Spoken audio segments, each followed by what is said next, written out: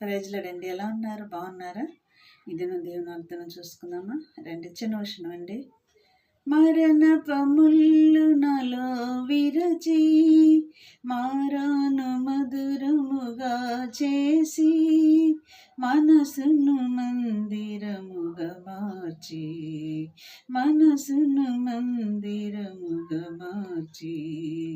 నా ప్రియుడు యేసు నా ప్రియుడు నా ప్రియునికి నీ సొంతమేగా నా ప్రియుడు నావాడు నా ప్రియుడు నావాడు నా ప్రియునికి నీ సొంతమేగా.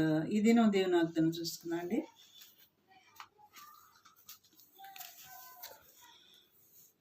యెషయా 44 అధ్యాయము 3వ వచనం కింద వచనం చూసుకుందామండి. రండి. ఎండిన భూమి మీద ప్రవాహ జలములను కుమ్మరించెదను.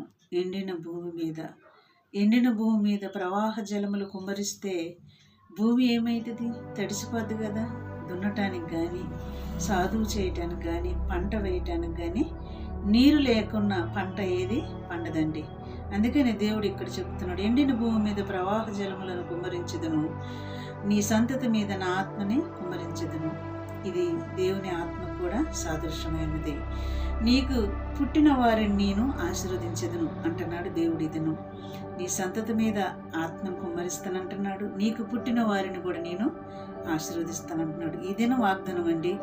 ఎండిన భూమిని మరి ఫలించే భూమిగా చేసే దేవుడు మన దేవుడు. ఎండిన భూమి, నా ఆత్మని మీ మీద, నీ సంతతి మీద నేను కుమ్మరిస్తాను అని దేవుడు ఈ దినం మనకి మాట్లాడుతున్నాడు. నీకు పుట్టిన వారిని నేను ఆశీర్వదించదని అంటున్నాడు. దేవుడు మనతో స్పష్టంగా మాట్లాడుతున్నాడు. ఇట్టి మాటలను బట్టి మనం ప్రార్థన చేసుకుందామండి. ఈ అంత్య దినాలలో, ఈ కడవరి దినాలలో దేవుని ఆత్మ మన మీద కుమ్మరించాలంటే మనం ఆయనకు తగిన బిడ్డలుగా నడుచుకోవాలి. ఆయన ఆత్మ మన మీద కుమ్మరిస్తానని చెప్తున్నాడండి. మరి ఇట్టి మాటలను బట్టి మనం ప్రార్థన చేసుకుందాం. కళ్ళు మూసుకోండి. స్తోత్రములు ప్రభువా, ఈ మాటలు వింటున్న బిడ్డల్ని, చూస్తున్న బిడ్డల్ని వారి హృదయంలో నీరు గట్టి ఫలింపు చేసి నీ రాకడికి సిద్ధపరచమని నజరేయుడైన యేసుక్రీస్తు పరిశుద్ధాత్మ నామములోనే నేను అడిగి వేడుకొంచున్నాను నా పరలోకమందున్న తండ్రి.